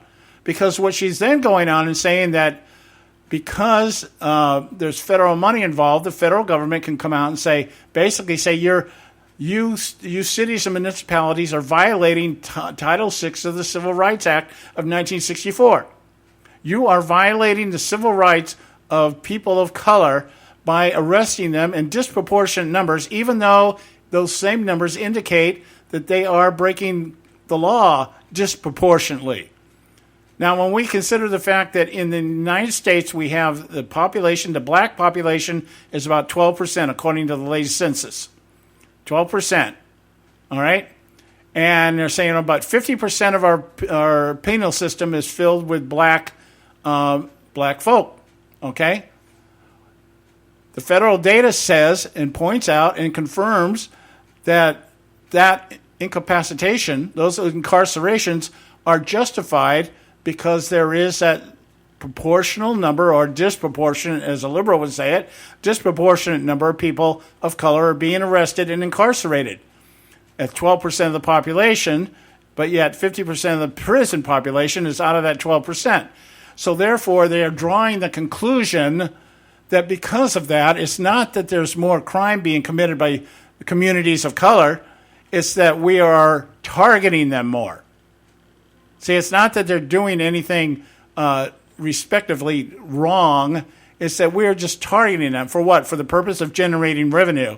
Generating revenue in districts, cities, and municipalities that are run by Democrats. But the whole implication, the big implication is that this is something that the white man, the white Republican conservative, the guy who's out there clinging to his guns and religion is the one that's responsible for all this. That's what the argument is. That's what they're trying to feed, that narrative that blacks and Hispanics and other cultures and colors are being disproportionately incarcerated because the white man is behind it. Well, you know what? There is a white man behind it. And that white man's name was Bill Clinton. Because Bill Clinton is the one that initiated the law in 1994 that has brought about this quote-unquote disproportionate arrest record and the massive incarceration of people of color. That's where it's at. That's where it came from. And so that's why I'm asking you. That's why I said at the very beginning of the show. Remember, at the beginning of the show, I talked about Bill Clinton talking about the failure of the last 15 years. The failed legacy of the last 8 years and the 7 years before that. Everything that's happened after he left the White House has been a failure. And his wife is out there saying the same thing. We got to fix all this stuff. It's been a failure. Who was responsible for this? Who was responsible for this? Well, let's go to the 1994 measure. And what was the name of this measure here? Let's see, what was that called here? I'm going to call it up here. Look it up here. Let's scan down here. Let's see. Okay. Well, Bill Clinton is out there. Let me do it this way. Let's walk it backwards. Bill Clinton is out there talking about the failed legacy of the last 8 years and the 7 years before that. Goes on to CNN and renounces his own law that he passed as putting too many people in jail. He was talking to Christine Amanpour at CNN last year, May 6th of last year. And he says, we have too many people in prison, and we wound up putting so many people in prison that there wasn't enough money left to educate them, train them for new jobs, and increase the chances, when they came out, that they could lead productive lives. But, of course, the blame is also to be laid on some of the other people. Some of the other people were responsible for this. But because I wanted to pass the law so bad, I went ahead and did it. Okay, and it was I'm trying to think what the name of the law here is. I don't know why I don't have it here. It was in 1994, yada, yada, yada, yada, yada, yada, yada, yada. Geez, where is it? Anyway, he passed the law in 1994. I'll find this during the break here. I thought I had the notes here someplace else, but it's not here. And he said that he wanted to take a tough-on-crime stance. And he wanted to break the gangs, he wanted to ban cop killer bullets, and he wanted to impose drug testing on payrollees. And he thought this would improve the opportunities for community-based strategies to lower crime. And he used it to get reelected because once the bill was passed, crime began to drop. Imagine that. Stricter law enforcement, and the crime began to drop. And now, because his wife is out there campaigning in the footsteps of Barack Obama, the first half-white president of America, he's now saying, it was a big mistake. And it was a big mistake because we wrote the law it was the way the law was written and implemented. And we ended up putting too many people in prison and not having enough resources to re-educate these people and train them so that when they got out of jail, they wouldn't end up back in jail. So Loretta Lynch is telling us that we need a cure for a problem that was created by one of the icons of the Democrat Party, Bill Clinton. The 1994, I think it was Criminals Act, I think was the name of it. And what it did was it cracked down on crime. And it's, so that is what's has been implemented and what we're looking at right now. So Loretta Lynch is saying we need to draw back on that. We need to pull back. And, of course, Bill Clinton, because his wife is running for election now, it's now political fodder to say we want to be tough on crime. Now we have to be understanding of crime. We have to be understanding of the reasons behind crime. And it's because of a lack of education, lack of opportunity, and the socioeconomic imbalance that too many white people are rich and too many black people are poor. And that's what this is all about. So this is the Obama legacy. This is the leftist legacy that he's down in Cuba espousing as great democracy, great improvements in democracy. This is just one of them, just one of the examples. When we come back from the break, I'm going to show you, or I'm going to explain to you the other one, which is Obamacare. This thing is disastrous, and it's becoming more disastrous as the days pass. People are not even aware of what's coming down because with everything else that's going on out there, nobody's paying attention to what has already been passed and implemented and how it's working. Everybody's talking now about the great future. Donald Trump's going to change everything. Hillary Clinton's going to change everything. Ted Cruz is going to change everything. And Bernie Sanders is going to change everything. These people are only one individual. They're not going to change anything. And if they do, it's going to be very little. We're on a long way back here. Anyway, it's time right now for Moments of Madness. Stay with us right here at the Conservative Syndicate. Don't go away. Today on Moments of Madness.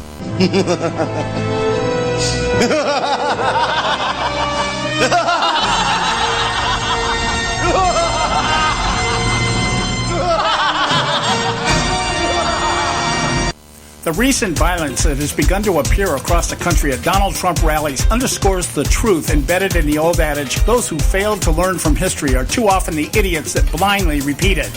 Beginning with the removal of Black Lives Matter activists in Georgia, who may have, in all fairness, just wanted to stand silently in protest during Trump's speech, to the sucker punching of a protester being removed for disrupting Trump's speech in North Carolina by a Willie Nelson-looking cowboy, to the 37 arrests for assault, including a very bloody protester in St. Louis, to the nearly riotous outburst in Chicago that led to the hospitalization of several attendees, among them a MoveOn.org organizer. These series of incidences resurrect for those of us older to remember the 1968 Democratic National Convention.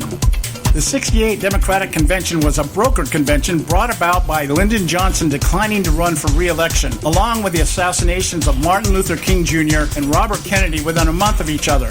Kennedy was running a close second to then Vice President Hubert Humphrey, who had garnered establishment delegates outside traditional primary protocol. Humphrey was the establishment choice. Kennedy, an anti-Vietnam supporter, the people's savior.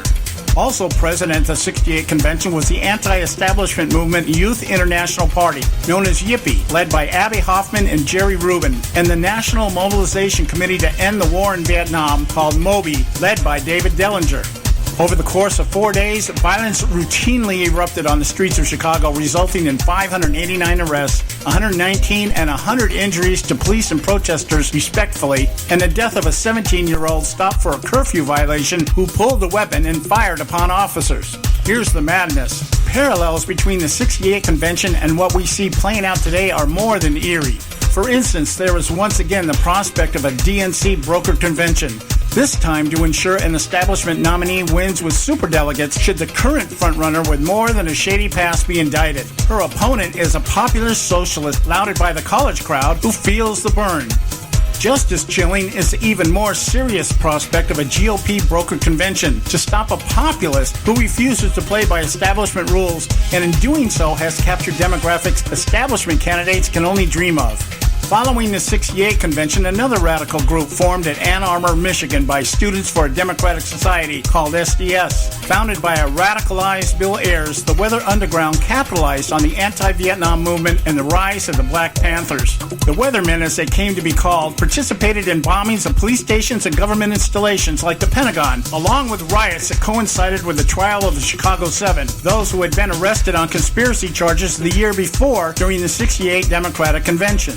Today, college campuses across the country have their own underground, Black Lives Matter, many of them who are being trained by MoveOn.org, who we now see showing up in larger and larger number at Trump rallies. The only impartiality they display is the fact they squeeze in at an occasional Clinton event on their quest to whine and moan about their identity dilemma. And who do these self-proclaimed disenfranchised college youths look for inspiration? None other than Bernie Sanders, self-avowed democratic socialist who spews forth his own revolutionary rhetoric of government overthrow through redistribution economics. Yes, the parallels are as uncanny as they are eerie.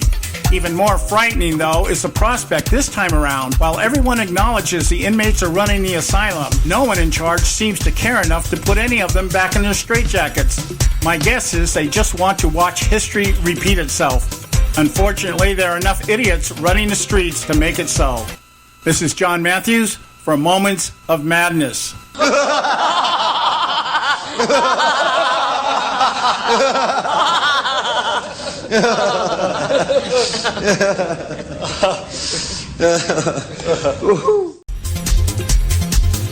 can catch all our archives at theconservativesyndicate.net.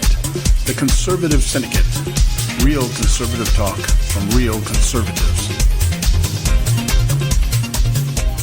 Prices are for base buildings only. May not be available in some areas.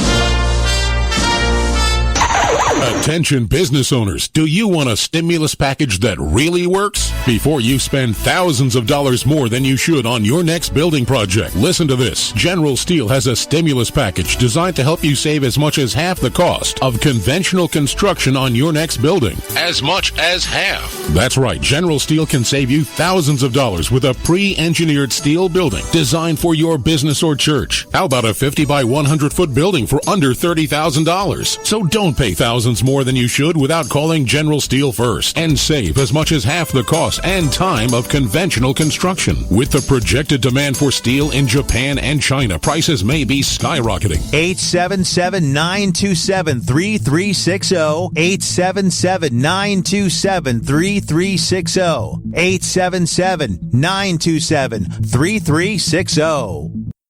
Hey folks, if you're like me, you don't place a whole lot of trust in today's media for the real truth and facts regarding the volatile world of finance and politics. When I want the real scoop on money, I go to the most trusted source I know, my good friend and colleague, Bob Cardoso. Bob is a noted expert with a PhD in international finance who airs his nationally known, globally syndicated show, Robert Cardoso Live, daily, Monday through Friday from 4 to 6 p.m. Pacific Time. With Bob, you'll get the right information at the right time from someone who knows his business and can help you make the right decision concerning yours. Again, Bob airs daily, Monday through Friday from 4 to 6 p.m. Pacific Time. Visit his website at robertcardosolive.com for information regarding stations and topics. That's robertcardosolive.com. Check Bob out. You'll be glad you did.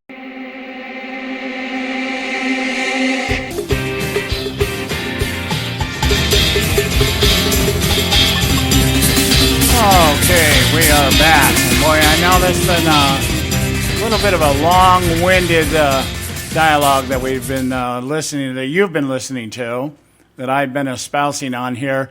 But it's important. It's important to understand what I'm trying to really illustrate or demonstrate here, or to point out, is the cycle of stupidity of democratic thinking. In particular, progressive liberal thinking. And that is how the collective, the idea of the collective, let's cut it down to fundamentals here. When we say the idea of the idea is that the collective becomes the center that motivates everything that is done. Everything is done for the collective. And the idea behind doing all this for the collective is to bring about some type of socioeconomic change so that everybody can be entitled to life, liberty, and the pursuit of happiness. Rather than the opportunity for life, liberty, and the pursuit of happiness, the guarantee.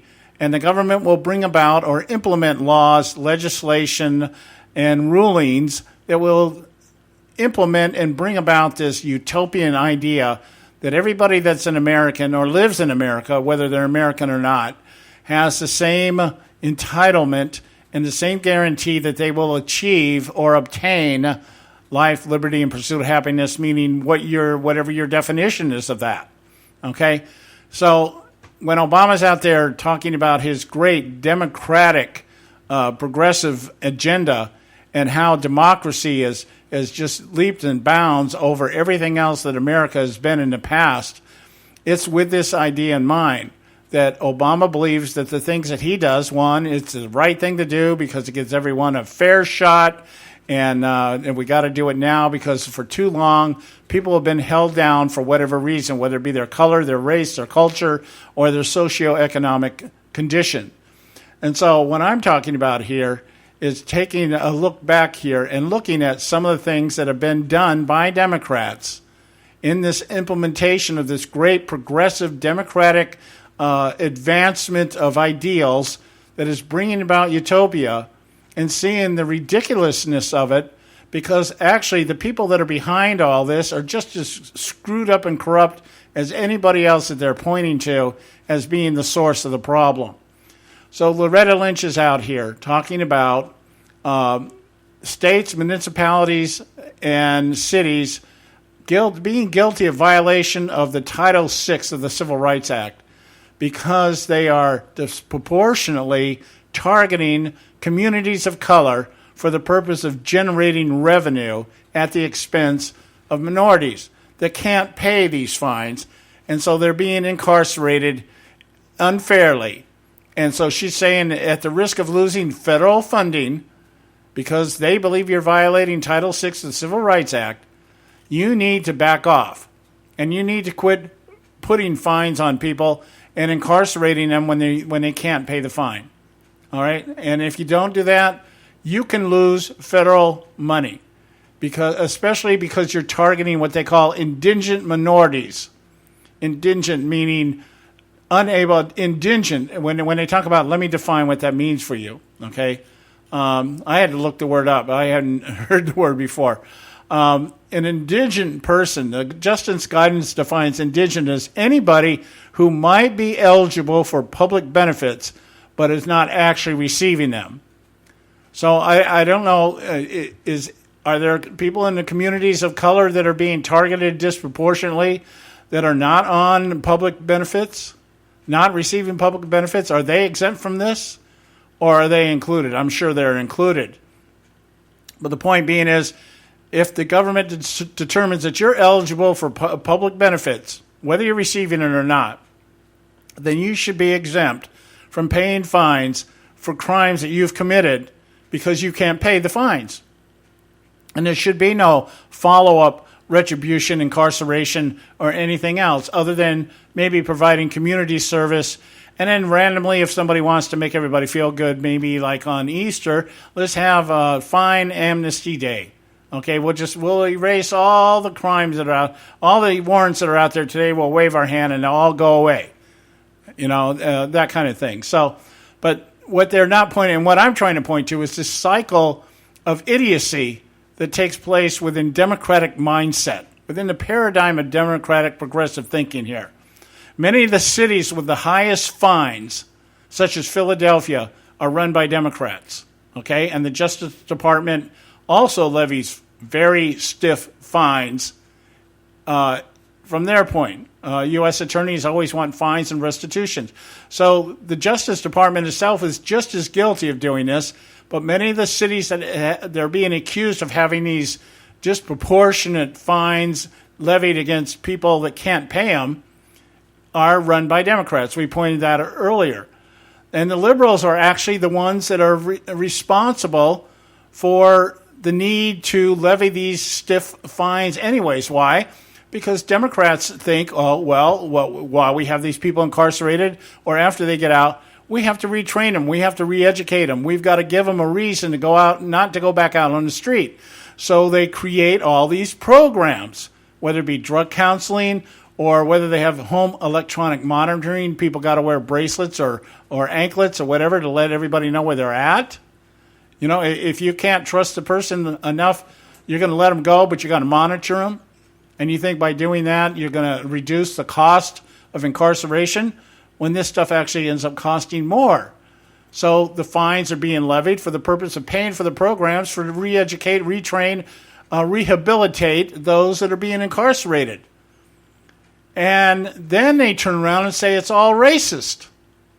Well, then the very people that have run these programs, the very people levying the fines, and the very people that are complaining about it are the very people that have created it, and now they're telling us it's racist. So that means the very people that have created it are the racists. But that's not the narrative. The narrative is what? The narrative is that it's still the white man, particularly conservative white men, establishment, wealthy white men, people that cling to their guns and religions, we're the ones that are responsible for this disproportionate incarceration due to the laws that a Democratic president passed in 1994. I told you during the break I'd look it up. The Violent Crime Control and Law Enforcement Act of 1994. I don't know why they wrote this big old article about it, never even mentioned the law by name. They just call it the Crime Law of 1994. But it's called the Violent Crime Control and Law Enforcement Act of 1994, legislated during Clinton's administration, signed into law by Bill Clinton, who now is telling us it's bad because it didn't work the way that we set it up. Yeah, isn't that a Democrat for you? We passed a law thinking something was going to happen. It didn't happen. It's bad now. So now we need to do what? We need to either rewrite the law or write another law to counter that law, or we need more regulation, or we need more money, or whatever. But the point being is that this is just an example of how far democracy has actually brought this country regressively, not progressively, regressively. So then Bill Clinton comes out and says, well, yeah, it wasn't a good idea. Wasn't a good law, didn't get written right, didn't get implemented. Some other people that were involved in this whole process said unless it was this way, they weren't, it wasn't going to happen. So he's saying, okay, other people. I don't know what he means by other people. I guess it must have been other Democrats, because if it had been Republicans, he would have named them by name. He would have said, yeah, the Republicans forced me to do this. But the point being is that he's saying there are other people that are responsible for the bill being bad, but he signed it anyway because he wanted to crack down on gangs. That was the deal. They were going to crack down on gangs. So that's just one example of what we're talking about here. We got a few minutes left here. We got to go to our short break here. We come out, I'm going to just throw some numbers at you about Obamacare, where we're at with Obamacare, another great progressive program that is doing nothing but draining the country, destroying and continuing to help destroy the economy, and is not even working the way it was designed. Stay with us right here at the Conservative Syndicate. We'll be right back. You can catch all our archives at theconservativesyndicate.net. The Conservative Syndicate. Real conservative talk from real conservatives. Term life insurance. It can be a powerful way to protect your assets and your family. You work hard to earn and save your money to build a nest egg for the future. Don't let it get wiped out because you didn't plan ahead. Take the time now and make a small investment in $500,000 or more in quality term life insurance. Call the Term Lifeline and let us shop the best companies to give you the lowest rates. We specialize in policies of $500,000 and above. Ask about some of our 10 and 20-year fixed rate plans with guaranteed rates. Call the Term Lifeline right now for your free insurance quote. 800-870-3609. 800-870-3609. You owe it to yourself to protect your family and your assets. Make term life insurance part of that plan. Call the Term Lifeline right now. 800-870-3609. 800-870-3609. Hey folks, if you're like me, you don't place a whole lot of trust in today's media for the real truth and facts regarding the volatile world of finance and politics. When I want the real scoop on money, I go to the most trusted source I know, my good friend and colleague, Bob Cardoso. Bob is a noted expert with a PhD in international finance who airs his nationally known, globally syndicated show, Robert Cardoso Live, daily, Monday through Friday from 4 to 6 p.m. Pacific Time. With Bob, you'll get the right information at the right time from someone who knows his business and can help you make the right decision concerning yours. Again, Bob airs daily, Monday through Friday from 4 to 6 p.m. Pacific Time. Visit his website at robertcardosolive.com for information regarding stations and topics. That's robertcardosolive.com. Check Bob out. You'll be glad you did.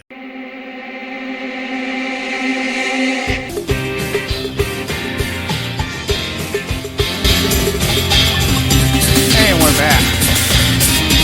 This is the Conservative Syndicate, real conservative talk from real conservatives. I'm your host, John Matthews, and I'm glad you took the time to join me today. Today was a lesson in academics. I mean, I know, kind of long-winded and maybe too much information out there, but sometimes that's just the way it happens, Let me move on to the next example I've got of this great demonstration of what progressivism is about. Barack Obama down in Cuba, telling the Cubans how great his administration has been and how has advanced what are you thinking of, how has advanced the affirmative action idea that anybody can be president. that kind of thing. And it's all because of him, primarily because the legacy of a black man, as he refers to it, has now opened the door to possibly our first woman president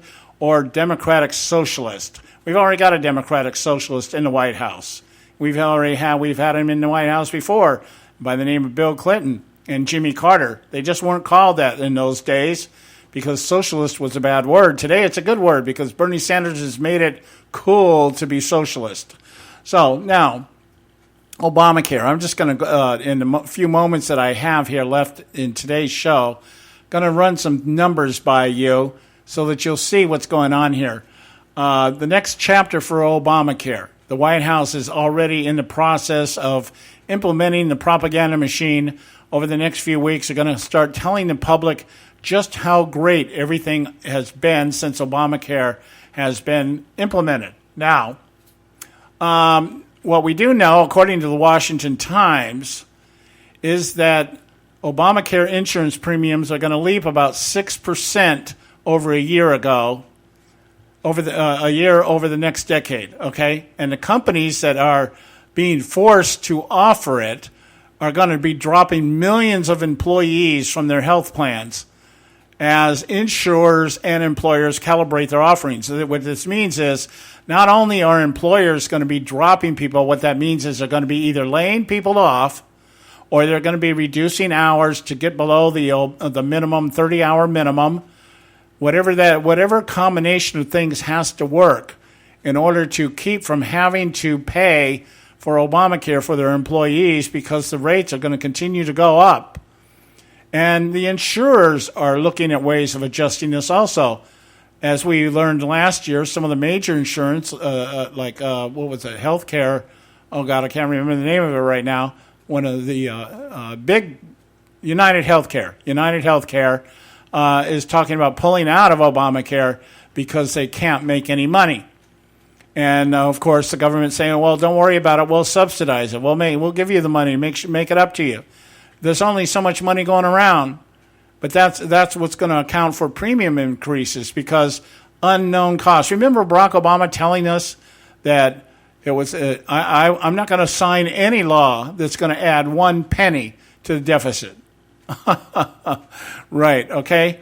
The other thing here, okay, the premiums are going to be going up. The Congressional Budget Office is predicting 6% a year over the next decades. I mean, 6% a year that's a 60% increase over the next 10 years. 60% increase in a bill that Barack Obama told us was going to save the average family $2,500 a year. The health bill will continue to steadily grow in both cost and coverage, working toward President Obama's goal of expanding those with access to insurance, but the government will shell out tens of billions of dollars more to pay for it. Okay, so now what we're saying is Medicaid, the federal state health programs for the poor, is growing particularly fast, with some 13 million people signed up for the program this year because of Obamacare. So people are signing up for Medicare, which is a state-run program, of course, with federal dollars. But as we're finding that 13 of the 26 state exchanges have closed down because they don't have enough money to stay open. And some of the other states are threatening to shut down because they don't have enough money to stay open. So the federal government, we'll give you the money. We'll subsidize it. Where are you going to do that? You're going to have to continue to increase premiums because you're not getting more people to sign up. The people that are signing up are getting Medicaid. Medicaid requires no premiums. Medicaid is paid for by the government, subsidized by the government in its entirety. That's what people are signing up for. The Medicaid has expanded 3 million people from 2015, and it's going to grow to 19 million by 2026, the Congressional Budget Office says. So this is what it's doing is it's accomplishing the agenda and the purpose for which it was created. It wasn't created to supply health care coverage to all these uninsured people. Not the way that we look at it that way. It was not a reformation of private sector health care. It was to implode. It was designed to implode for the purpose of bringing everybody into a single-payer system, government-run and controlled. Nationalized health care is the end game here. And that's why the Obama people and the left want to make sure and want to try to convince us through their narrative that no matter what happens, Obamacare is here to stay. And the reason it's here to stay is because that was the agenda. That is the objective, is to get everybody one way or the other.